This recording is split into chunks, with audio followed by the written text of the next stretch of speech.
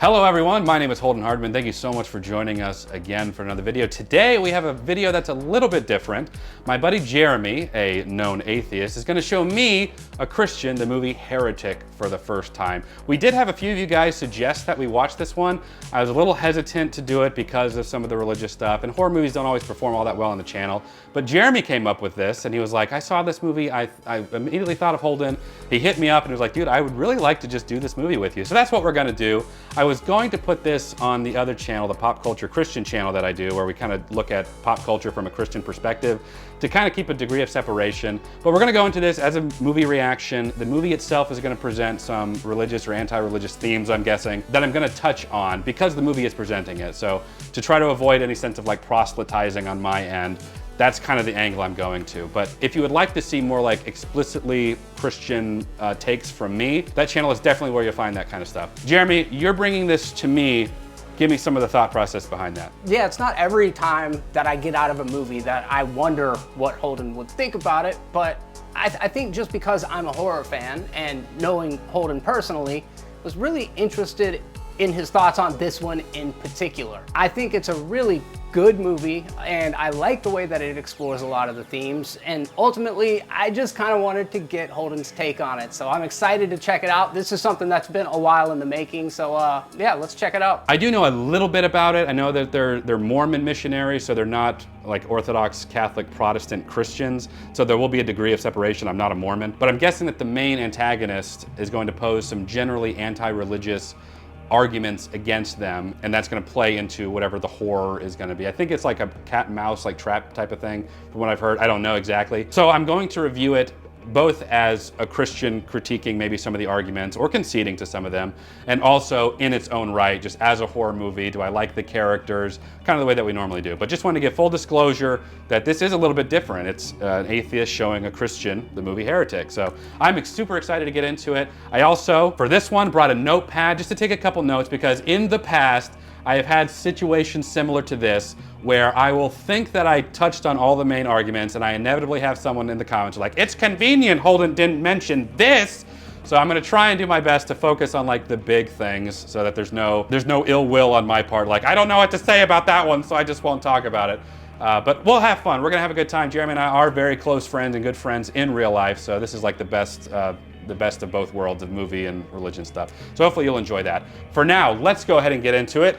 Heretic. Also, don't forget to check out Patreon, where you can watch videos like this one early and ad-free until they're posted, and you can watch the full-length reaction of Jeremy showing me Heretic for the first time over there too.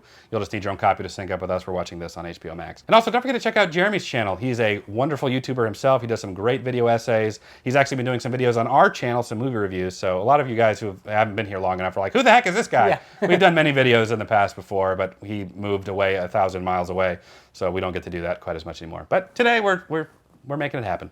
Oh, look at that. Let me run downstairs real quick. Yeah. I'm gonna keep it rolling.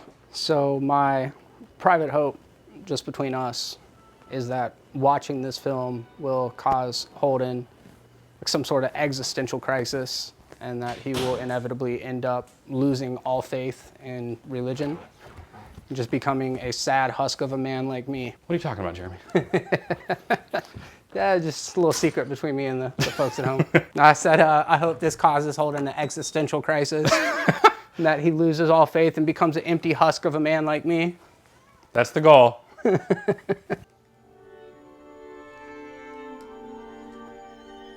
What is your general feeling about how religious people are portrayed in like mainstream media? Like positively, negatively, a balance of both?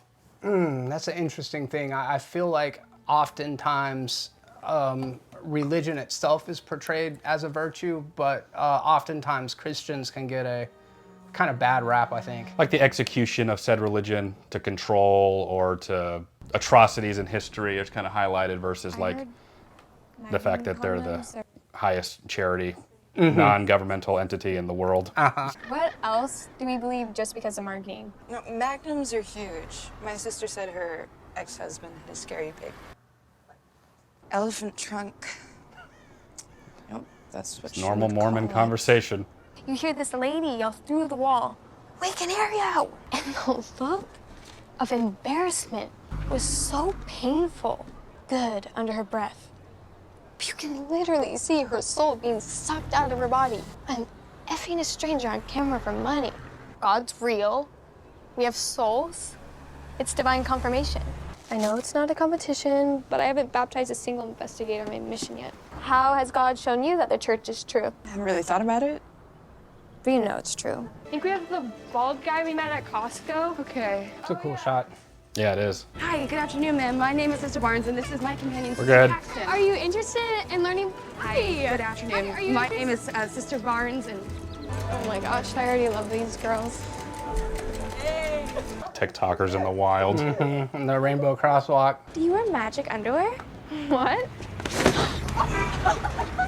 Wow. Well, that's a crime, I'm So pretty sure, mean. by the way. Aw. People think we're weird. I don't know, that South Park musical kind of makes fun of us. Yeah, it A does. little It bit. really does. So she seems a little less Mormon than the other one. Who cares what people think? Yeah, you know. Like that one You're guy, awesome. Evan Peters says, normal people scare me. Uh-huh. So you do you, Sister Paxton. I'm also surprised Hugh Grant is taking a role like this. This doesn't seem like his normal They're MO. way against type. It's a tough gig. Yeah, it is. It's like hard sales with no compensation.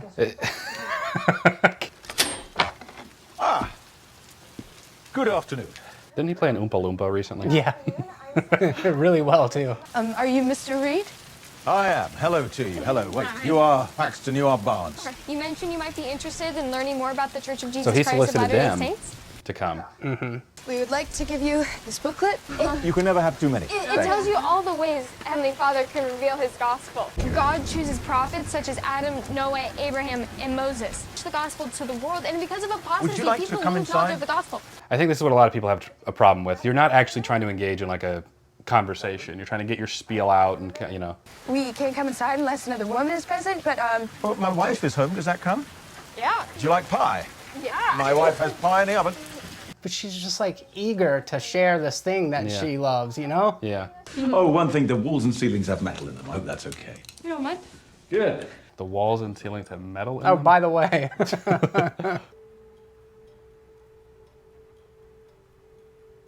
I like his little grandpa house. So ugly. Remember wallpaper? Oh, I. But there's like seeing like an old person in a house like that. You're like, you know what? I wouldn't live here, but I don't mind an hour. My wife is being shy.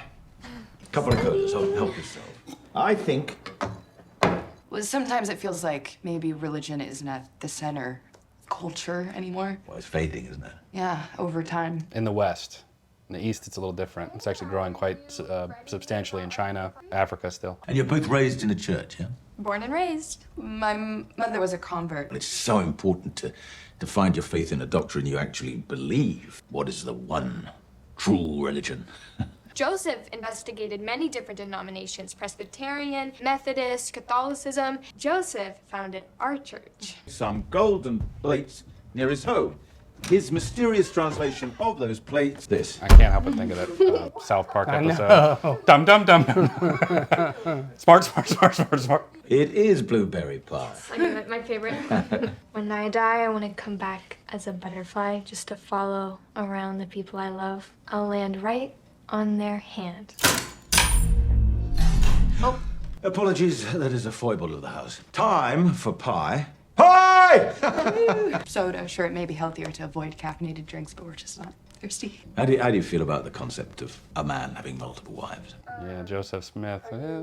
I am fascinated by the idea of modern revelation, which was used to erase this behavior from the church in 1890. I just think that's worthy of conversation. Word of God told unto the prophet to banish a provocative religious pillar that seemed unsavory. Polygamy was a spiritual mission needed at the time, and man having plural wives meant more babies to help the community grow. It's like, I don't want to take this one. Yeah, it's sketch for sure. I worry that Joseph Smith used the concept of polygamy to legitimize his affairs with other women. I worry that Joseph's wife, Emma Smith, was upset when he slept with Fanny Elger, their 16-year-old maid, and to use revelation for consequence-free sex. With great power comes great responsibility. Spider-Man, Very good. Now I love this movie. Voltaire. Voltaire. Not exactly. It's kind of an iteration. Yeah. Cynical, brainwashing tactic. It's interesting because it's more like humanistic secularism is going back to polygamy and viewing monogamy as religious control over human sexuality. That it's actually not natural to have one partner. We know it's true because of how it makes us feel. Ooh, that's a bad argument. That's exactly right. No. exactly Ooh, right. he's gonna Couldn't eat agree you more. alive, It's Sister not Paxton. personal. Let us talk with our bishop about some of the points you're raising. fair. What's your favorite fast food? I try not to eat it. None of us do, but well, we've all got one. We talked about that. Yeah, we did. Before the cameras were rolling. Burger King is better than Hardee's, which is better than Rally's, which is Rally's. better than In-N-Out, which is better than McDonald's, which is better than Jack in the Box. Which... What about Taco Bell? We don't talk about Taco Bell. I like Taco Bell. I vote Wendy's. $5 baggie deal right now. In-N-Out's so good. Oh, we don't have one Christian around. company. They are. They got flack for putting Bible verses on their cups. Studying, the last thing I wanted to do was find the Wendy's of religions. Nuggets here, BK Whopper over there, whatever fit the mood. As I got closer to God through genre and rigorous study, the more you know, the less you know. Every sect, cult, creed, and denomination all claim to be the one true doctrine. Can we meet your wife? Yes. Let's just politely wrap this and head back.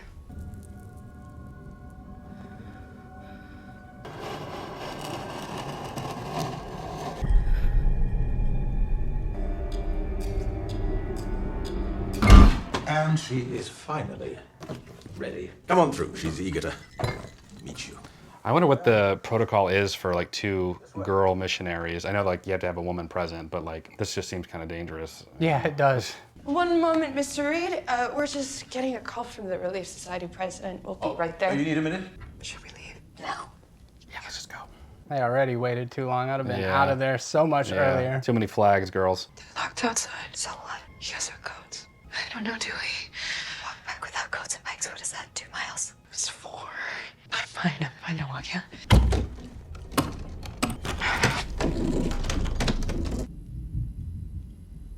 Is he still there? Thinking like his Oompa Loompa version starts like coming out. Where's your God now? The elder can you just so they know where we are. Yeah, that's kind of what I mean. Like you're supposed to give like a location or something, just like general safety stuff. There's this one real interesting YouTuber, and I don't know her name off the top of my head, but she's a former Mormon that watched the movie and talked about how they actually did this stuff. I'm actually still upset about that girl pantsing her. Yeah, no. I still haven't gotten over that. I'm kind of upset about that. I love Sister Paxton. She's the Yeah, best. she doesn't deserve that. She's like really innocent. A smidge naive, I'm getting the vibe of. And the other girl seems like more worldly. I'm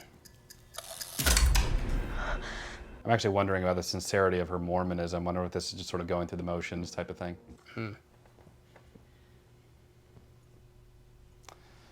Guys, I mean, there are so many red flags. I guess what can you do? There's no Yeah, what way else out, can yeah. you do? Mr. Reed? Yeah. Whoa. That's horrifying. The guys who wrote and directed this are the Quiet Place guys. Well, John Krasinski? No, he directed. They wrote it. A Quiet Oh. Place. And this is the first thought Krasinski- directorial debut. Oh, I thought Krasinski wrote A Quiet Place. But we just got off the phone with Sister Hall, and she needs us to return to the church. I won't keep you a few. But I'd like to play a game. You had me thinking that maybe you were onto something with your visit. I wonder if that Coke thing was a test to see if they'd actually drink it. Maybe it's like a sign, like, are you really Mormon? How sincere are you? Yeah, so like everything, some sort of weird test. Yeah.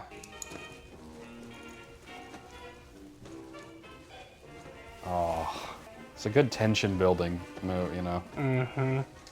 Oh, we're good. Why is it in my pocket? I think your door's a bit stuck out there. Front door? Yeah, the front door won't open again. The deadbolts are on a timer. I didn't realize the brace had been set. I should have pulled the pin when you came in, but I forgot, so you'll have to exit through the back of my house. Just through here. Please, sir. Oh, I'm sorry. I promise you, it's safe to leave this way. A little unusual to have a door that locks on a timer. You saw my house from the outside, right? Right, so you know it's a tiny footprint. The back of the house is just there. I was actually thinking how much bigger it is when you get in there. Oh, I'm giving you the freedom to choose. Is this going to be a play on how we don't really have free will, or free will always leads to the same conclusion no matter what? You shouldn't even feel the need to fabricate a story about someone from your ward calling you to leave. It's perfectly fine. But when you came inside, I asked if you were okay with the metal in the walls and ceilings. I mean that the metal obstructs cell phone signals, so I do know you didn't take a call. Which door takes us outside? But can your wife please just step in the room? There are rules, we follow it, and we were up front with them. So much symmetry in the compositions of the shots. We're Wes Anderson-y. Not exactly. I'm not bored out of my mind. Yeah, there's that. Just kidding. Still believe that my wife is in the next room, despite all the evidence to the contrary. Do you believe in God because somebody told you at an impressionable age that God is real, despite having doubts as you got older? When your father lost control of his body, did you think it was God's plan? Or did you go on believing something that you know is not true just to give you comfort? I wanted you to think about the things that you believe just because somebody asked you to believe them. You have a really beautiful home, Mr. Reed. Did you build it yourself? My wife built it. Just like you said, it's okay and we can leave. What is it?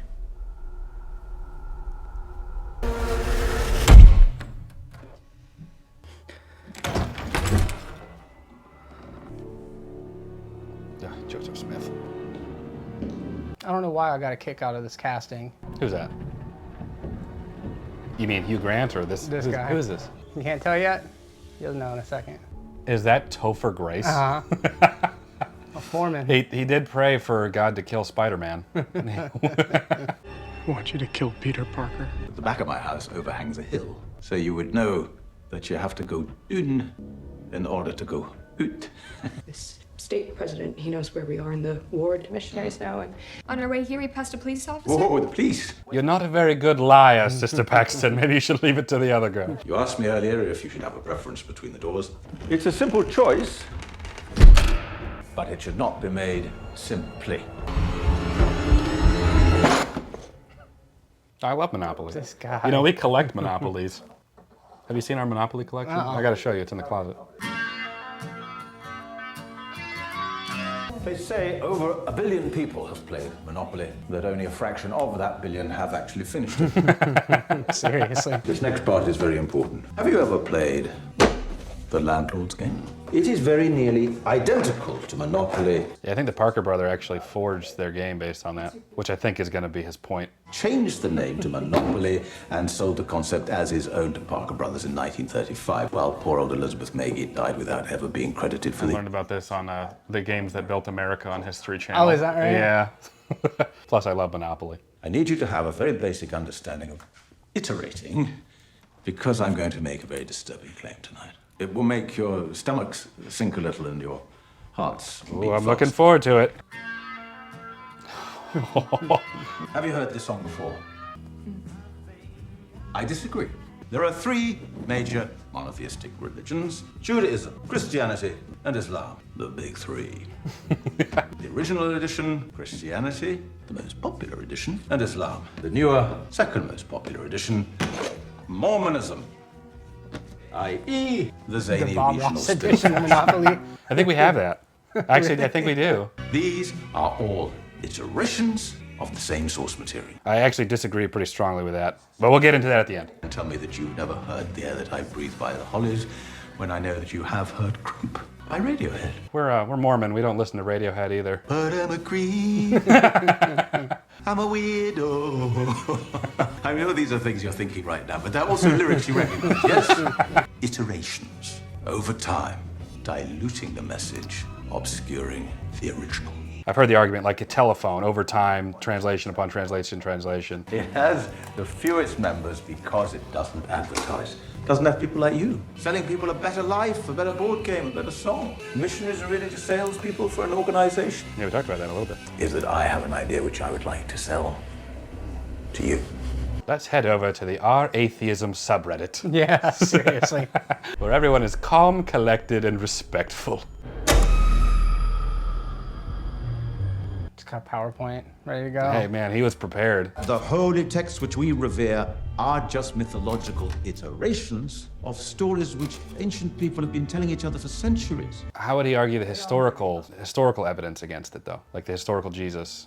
The story of a savior who was born to a virgin, who could perform miracles, and was supernaturally resurrected for at least 1,000 years before Horus? Jesus was born. I'm surprised he would go that route in comparing Horus to Jesus, because this was a compelling argument when Bill Maher made Religulous, but has been pretty heavily debunked, which we can get into later. Walked on water, was crucified, That's had false. 12 disciples. That's also a lie. Wow, Christian, I'm surprised. He was a carpenter. I've heard this argument before. This was popularized by a woman named D.M. Murdoch. December the 25th. December 25th. Yeah, I've heard all this before. This is all not true. Don't take my word for it. D.M. Murdoch. Can you imagine thousands of years from now people accepting Jar Jar as a significant religious figure?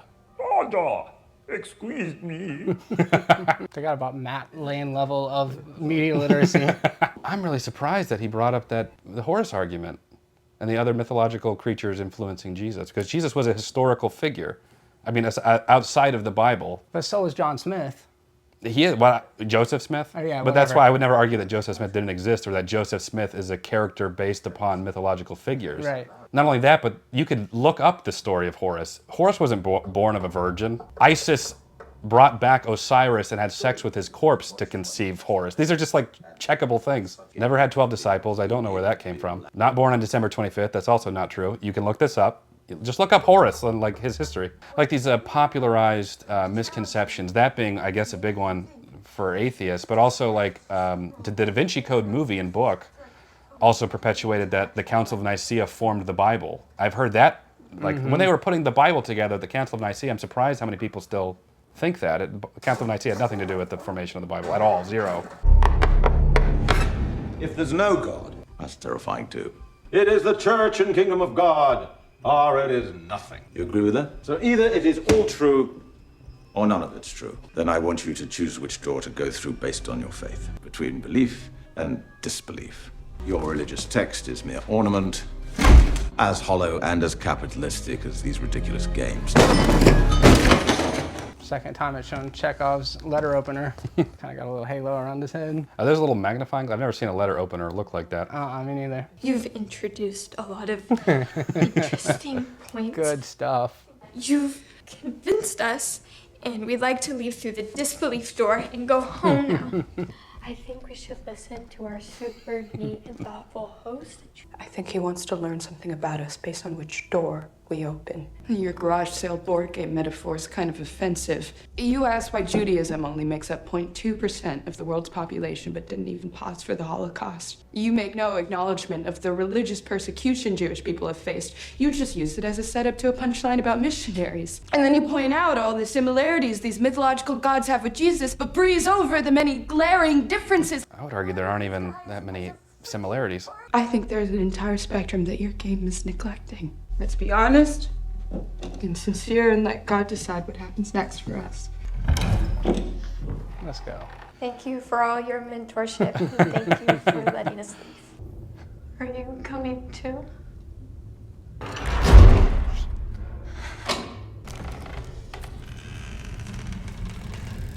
think that window has a cage on it. Yeah, at what point do you just stop being nice and just freaking fight back? There was some other horror movie that talked about that. That was like, you'd rather be polite to me than risk offending me and trying to save your life. You stab him in the neck as hard and as fast as you can. It has to be you. Just watch him. Man, I wasn't born into this religion. I still got some of the streets in me, Paxton. If I say magic underwear, that means stab. Oh, don't let her be the one to do this. Seriously. Just the illusion of choice. Both the doors led to the same place anyways. So, Barnes was right about that. Mystery? Phonetically, it sounds so much like mystery. Mystery, Yeah. that's what I've picked up too. Is this a psycho situation? Where it's like really him? Frankly, things get a little far out from here, but it's still cool. Oh, there was a pie. Dig in.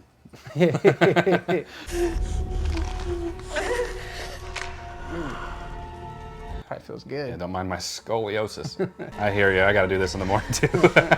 I've hit my 30s. This is just kind of a regular part of life now. This guy. I unironically like this song too. Oh, it's so good. Or I guess this iteration of the song. Even that's kind of a reach. There's how many chords, you know what I mean? Yeah, I was gonna touch on that too. Like there are like copyright laws about that because there's only so many variations that can be done. It's like its own little tabernacle. It's literally like me you, here. yeah. Oop. This guy sucks, Sister Baxter. We need to get her some potassium stat. Whoa! It's like the live version of the song too, because it sounds different than the album version. You are now in the presence of a living prophet of God. I have been shown a miracle. I believe this miracle is proof that all known religions are demonstrably false. I need a witness to verify that the miracle is real. Our family recipe for blueberry pie is, I think, traditional one. But tonight I've also included some wolfsbane and some belladonna. The prophet will be dead. Then you will witness a miracle. She will be resurrected. You all right? I need you to feel her pulse right now. Both of you, please lift her head to be sure. They're so compliant, dude. How I guess they still hold on to hope that they'll get out. Does he have any cameras in there that like to know if they're actually following this? Yeah, I don't know. Acknowledge. No, Thank you. You feel a breath? no, no. So she's dead. Yep. She'll return and she'll tell us what she saw in the afterlife. Only a moment longer.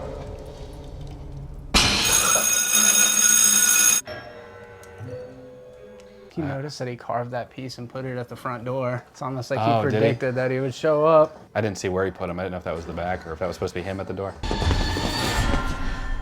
This is my second time watching it, and I'm not positive. I didn't pick up on it at all the first time, though. I did not know what he meant by the metal thing. I knew that was going to play a part, but I was like, the metal in the walls.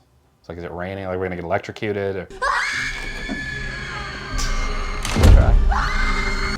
Let's check about that door that doesn't unlock. It really was on a timer. Sorry, I was at the back. No, I'm sorry to bother you. Sorry to say, you are the first house caller I've had all day, sir. Do you want to use my phone? Call the police? I can get my No, car. no, Come that's and fine. help. Good luck. Yeah, I mean that. What about their bikes? Would he not have seen their bikes? Didn't they lock it to the gate? I'm guessing he moved it, which is why the key was in the other pocket. Light this house on fire. Oops.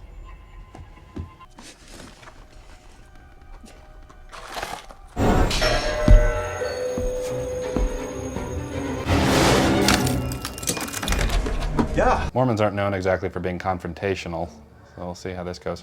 She moved. What do you mean? Her head is different. I'd be remiss if I didn't ask you one question. Have you received this booklet? Have you ever tried to light a match on anything other than the matchbox? Yeah, I mean, there's strike anywhere matches that work, but it's still tough. I have never gotten one to work outside of the box. Strike anywhere on denim. I've seen people do it in movies. Yeah. You know, but It zoomed in on the bike lock a minute ago. I'm assuming he must have moved him. yeah. I saw there was a similar shot to when they first got there. I noticed that they hung on that for a bit. Sister? Ugh.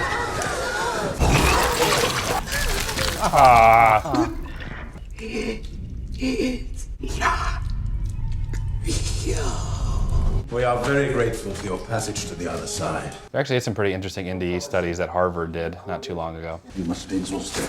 Take my arm. Maybe we should have attacked him there. Yeah. Is it too late to be like Magic Underpants? Yeah, it's like he was just down, he's on the bottom of the stairs. Oh, he's come back. I know that one of you has been lying. Excuse me, can I take that? One of you has a very, very, very big secret, but we will know more soon. What did you witness? Tell me what you saw.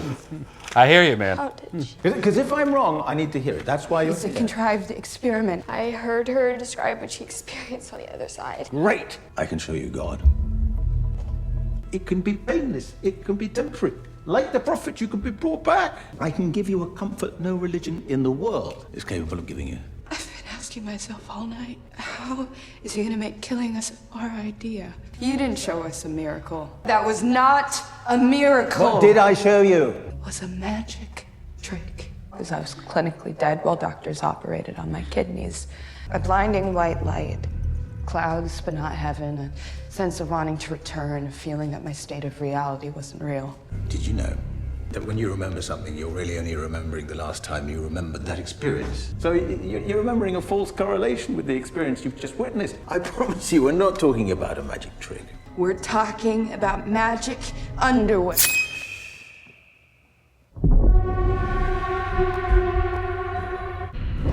Dang. Screw Just this. got really real. Yeah. Sister Baxter, do not be scared. She will rise again. Whoa, whoa, whoa, whoa, whoa, whoa. No, that's not it. That's not it. Gosh, this friggin' guy. I'm now worried that she's not. Oh my gosh. Oh my gosh. Root around in there. The implant of Sister Barnes, she's a program. She's not real. The butterfly dream. Was I a man dreaming of a butterfly, or am I now? A butterfly dreaming that I am a man, that we exist inside a simulation. You heard the prophet, she said, it is not real. She couldn't come back to us. You will pass through death and wake up into the real world. Well, yeah, you're very welcome to challenge my premise. I love that. Just a debate lord, mansplaining douchebag. Oh? I think it's a contraceptive. Tell me, have you ever met a Mormon missionary who was on birth control? Our church would have made her feel ashamed about it, and she would have been too embarrassed. Simulation hypothesis is not testable, is it? No, it's a matter of belief, like any religion. I don't believe it. I think something happened tonight that you didn't expect. High five. I think you switched the bodies. When I came back downstairs, I noticed the woman wasn't in the same position as before. I think another woman who looked exactly like her disposed of her body and then took her place at the table. It is not real. Maybe she was trying to tell us that the miracle wasn't real. I think you gave her a script and she went off the book. There'd have to be another way into this basement, yeah?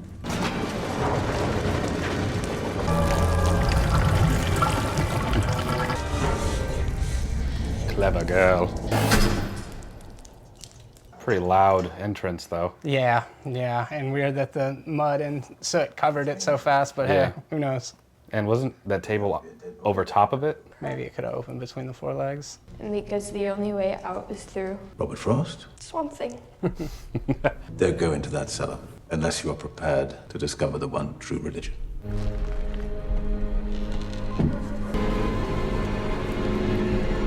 I knew it. This guy sucks. Yeah.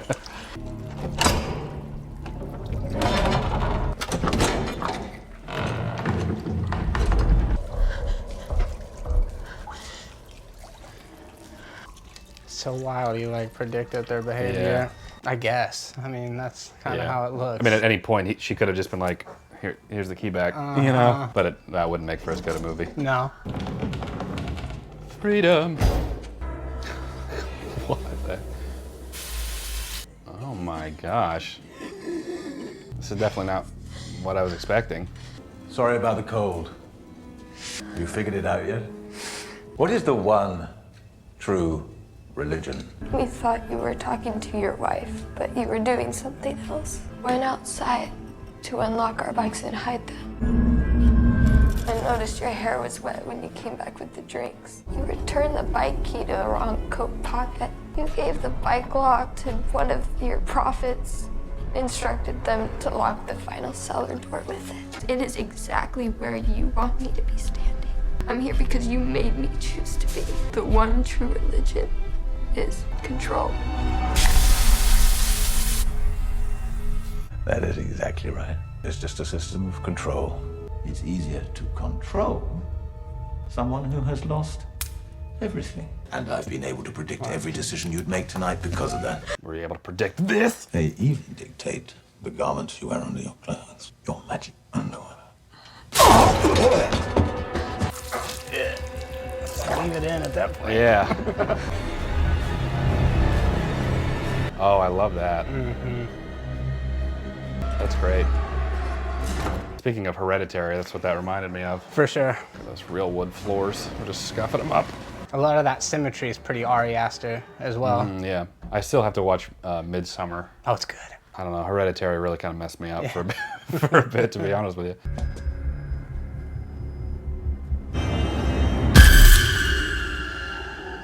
Oh, man. We're going past debate, and we're just like, you know what? I'm just going to murder you. Pray for us. Doesn't work. Have you ever heard of the Great Prayer Experiment? The results of the study were conclusive. It doesn't work. It's just nice to think about someone other than yourself and for your path that you've laid out for me.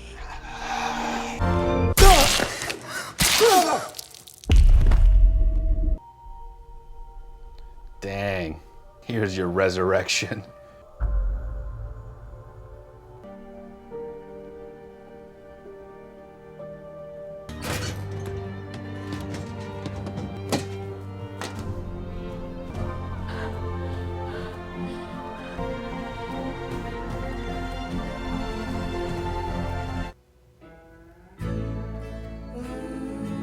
I'm glad she survived. She was nice. She was I like nice. Sarah Paxton. What was her name? Sister Paxton. Sister Paxton. Sarah Paxton's an actress. Just finished watching Heretic. I'm going to split this up into two different sections here. I want to talk about just the movie on its own merit. I was obviously taking some notes about some of the theological disagreements or concessions that I'll make, and I'll do that in a little bit. But just as the movie itself, I loved the two missionary girls. I thought that they were great. I really liked Sarah Paxton. I think they were really emphasizing just sort of the sweet, naive, innocent girl who's going in and trying to bring the good news, and just everything's kind of flowery. You're all lost. Come learn how to be a Mormon. The other girl, who they seem to really indicate early on that she may not be bought into all this, maybe likes it just sort of in the sense that, yeah, we do some good. I'm not, but that's kind of all it is. But I'll go with the flow and with the motion because I am in this Mormon group. But if I'm ever really pressed on it, I don't know how strongly I'll rely on. So I think that they made that pretty clear between the two characters, which is why I was so surprised that like at the end it was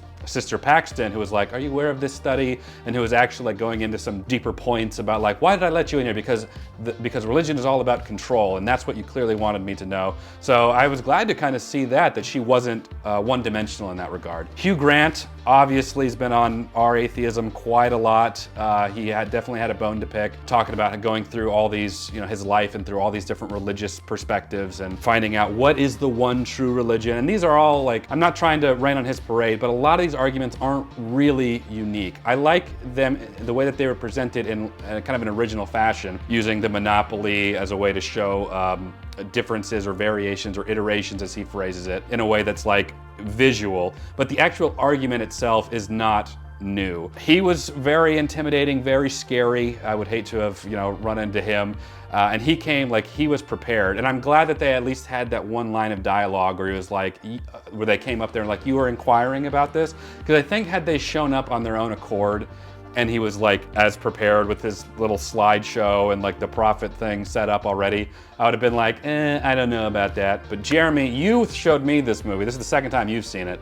What did you think of Heretic? There's this movie that came out not too long ago, directed by Zach Kreger, who recently did Weapons, and it was called Barbarian. And I feel like there are some overlaps in terms of the way that it's structured. A lot of the reveals kind of happen in the same kind of pacing. And like Barbarian, I feel like the beginning of Heretic is incredibly compelling stuff. And I like the movie a lot all the way through, but I feel like there's a point when they go through the belief disbelief doors that things get a little bit less airtight and kind of you and I both had some questions about like, does this really make sense? Does that really make sense? But I think thematically, all of the kind of foreshadowing stuff has significance in the movie. I think it's really stressful. A lot of like the dialogue and conversations and this like feeling of dread of the inevitability of like, oh no, they're not getting out of here. Nobody's gonna leave this in the same way that they came into it. It's really good at like suspense and being scary, but more like on an existential level. And I think a lot of it is like left open to interpretation. And to be honest, that was kind of the reason that I wanted to watch it with you, is because I think for me, I had like almost a level of smugness listening to a lot of Hugh Grant go through his monologuing or Mr. Reed in the movie early on, but that kind of gets erased, that like self-satisfaction, when you start to realize just like he's wrong about a lot of it. He's a pretty sick dude in a lot of ways, and it does a good job about making you like Barnes and Paxton. I think Sophie Thatcher is a great actress who's been in all sorts of stuff. She was in Companion recently, which is a movie I love, and I hadn't seen Chloe East in anything except The Fabelmans, but I like her a lot in this movie, and there's something about her empathy and her almost naivety, but then it kind of flips the script on us at the end. I feel like Sophie Thatcher is the one that's clearly set up to be the film's protagonist, and then when they pull the rug out from under you, it goes in some unexpected ways. Some of those ways I think are more earned than others, but I really just kind of wanted to kind of discuss now like what it is about like each of our individual experiences or beliefs that kind of inform the way that we viewed the movie. I mean, with any media, I feel like you kind of go into it with, you know, you have your perspective of reality, or you have your worldview. So I think that you and I, and probably most people, will try to have some level of disassociation with that. I understand not everyone believes in God, you know. I don't look down on them for that. And I know that a lot of people do believe in God, and we don't always even align theologically on that. I try to take movies like this and just kind of with what they're giving me. I will say in regards to that in my experience, and maybe this would be kind of a distinction, the way that I perceive a lot of religious people presented in main media is typically neutral or negative. When we watched The Last of Us, the first season, right when they introduced that priest, especially because I could tell just kind of the tonal influence that the showrunners had put on, that he was gonna be either a rapist or a pedophile or something. Before he even spoke, I was just like, hey, it's gonna come. He's gonna be the bad guy, you know? Or there will be kind of this, a wise old priest. He gives like good advice, but there's always a disassociation with the religiosity. It's, you know, you're going through a hard time, you can do this. God put you here for a reason, which is about as religious as they'll typically go. But it's never like, just trust in Jesus Christ, Matthew Murdock from Daredevil. Jesus will help lead you the way. They don't really do that. Even though I hear what you're saying, that they kind of left it open for interpretation, I could see maybe to some degree of that, but when he starts going into these, what he is posing as pretty rock solid arguments. Jesus is based on Horus and other mythological creatures that sort of culminated. That was the first iteration, Jesus is the next. And like all these other things that are like, this is just fact, but you know, we're good, right? I mean, maybe your prayer helped and got me killed, but not really. That's kind of how I took that. It was like a sort of olive branch, but not sincere. So that's kind of my general takeaway from like my perspective of not just this movie, but any Hollywood movie that portrays religion. They don't typically favor religious people in that regard. In my experience, that's not across the board, it's not in every movie. So I kind of expect a negative or a misrepresentation of that. I think a good example is when Sister Paxton was like, how do we know it's true? Because of how it makes you feel. And I was like, that is the worst argument ever. I don't even know like any Christians that would make that argument. But because she's religious and non-religious people view religious people as that's something that they could see them saying, so it's there.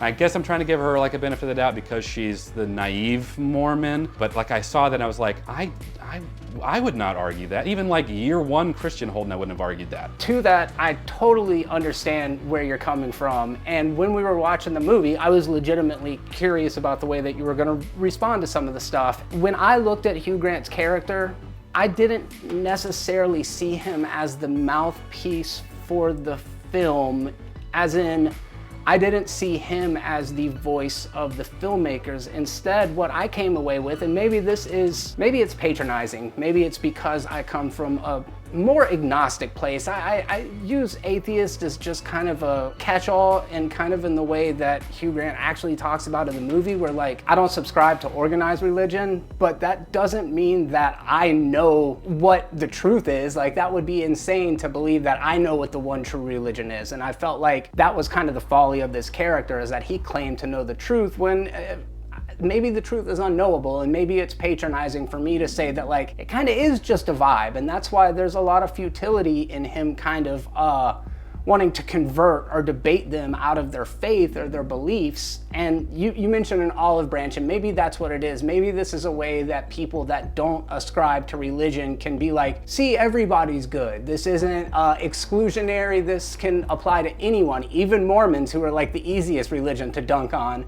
You know what I mean? Like, it just seems like they're an easy punching bag. But I never looked at Hugh Grant as a character that was believable or trustable. He lied repeatedly through the movie, so why should we give anything that he says much stock outside of that? We talked a little bit about that before we started rolling, that I kind of viewed him as sort of a Thanos type of character, where the average atheist slash agnostic would not condone that behavior. I'm under no disillusionment that he represents atheism, but I think in the sense that he's really evil, but he's kind of right about this stuff. That's sort of how I was taking it. He's our bad guy, but he's not, like, his arguments aren't really bad, he's just taking it to an extreme. Do you still feel like that atheist would view him as being a character that was right but just took it too far? I could see that, in terms of his actual arguments. I could see them being like, oh yeah, I mean, he's right, it is iterations, it is translation of translation. How can I put my faith in something so clearly open to being misused? Is religion about control? That's one I hear quite a lot too. And since this outro is already 10 minutes long as far as us filming, it'll be edited down a little bit, I think I'm gonna go into my actual counterpoints on the other channel. That sound good to you? Mm-hmm. I think that probably makes more sense at this point. And I was touching on it a little bit during the reaction. I mentioned Horus and the Jesus parallels. I've seen that, and that was a big deal for me because I first saw that in Religulous with Bill Maher, and it's kind of a similar premise. Bill Maher's a very prominent atheist, and he goes around and tries to poke holes in Christianity and Judaism specifically, but it's kind of a critique on religion as a whole. And I remember seeing that argument for the first time, and I was not as versed on Egyptian mythology and some of those other things as I am now. So that, or the historicity of Jesus Christ, the person. And so at the time, that was a big, almost like a smoking gun for me. I was like, oh, dude, I can't get around. You're telling me Horus was born on December 25th? He had 12 disciples. He was born of a virgin. He's part of a trinity. He's syncretic with God. He was crucified. He was resurrected. These are all claims by DM Murdoch. Dang, what do I do at that point?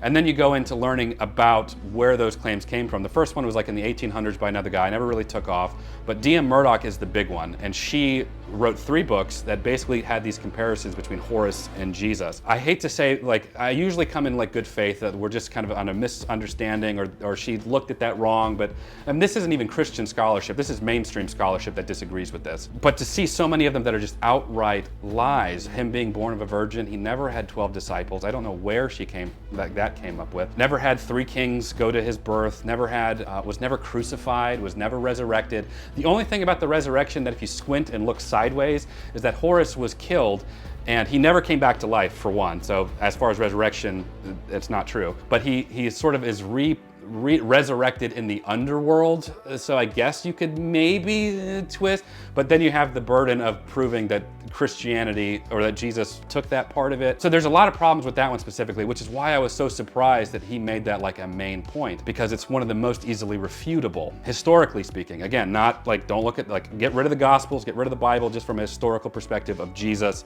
and what we know about Horus. But we'll go into some of that on the Pop Culture Christian channel. I will go ahead and link that video here so we can go into some more of like the actual theological arguments. That's probably the best call. I was debating doing it in this video, but that's probably the best call. So we'll see you over there. Guys, thank you so much for watching. Let us know some of your thoughts on Heretic. We hope that you'll check out that video. It'll be a lot of fun. Atheists, agnostics, anti-theist Christians, you're all welcome to go check it out and leave comments, because we're all really good about being civil and respectful of each other. So I love that about these types of disagreements. I'm kidding, because it usually turns into total chaos in the comment section. But we'll see you over there. Thank you, Jeremy, for coming. Don't forget to check out his channel. He does some wonderful video essays, a lot of great stuff over there. He's been doing some reviews on our channel if you'd like to check those out too. And hopefully we'll be doing some more. But for now, that's it. Jeremy and I appreciate you watching. We'll catch you in the next video, everyone. Take care.